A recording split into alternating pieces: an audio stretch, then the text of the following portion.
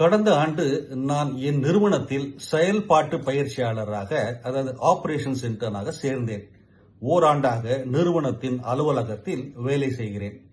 நான் சேர்ந்த பொழுது புதிதாக வேலைக்கு வருகிற அனைவரையும் போலவும் முற்றிலும் திகைத்து போயிருந்தேன். ஆனால் நான் செய்தவை எல்லாவற்றிலும் 100% உழைப்புடன் செய்தேன் என்று உறுதியாக சொல்ல முடியும். சலிப்பான வேலையானாலும் செய்தேன், யாரும் எதிர்பார்க்காவிட்டாலும் செய்தேன், அது என் வேலையாக இல்லாவிட்டாலும் செய்தேன்.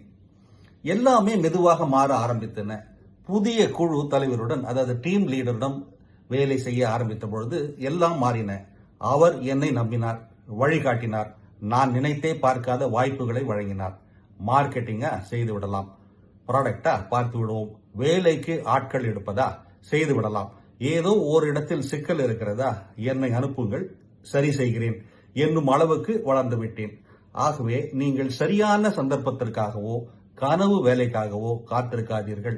எதை செய்தாலும் 100% அர்ப்பணிப்புடன் செய்யுங்கள்.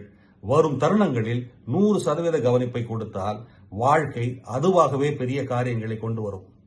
பிரயூஷ் ராய் இப்படி ஊக்கப்படுத்துகிறார். இது போன்ற சிந்தனைகளை தவறவிடாதிருக்க தமிழ் பூமர் அபிஷியல் சேனலை சப்ஸ்கிரைப் செய்யுங்கள்.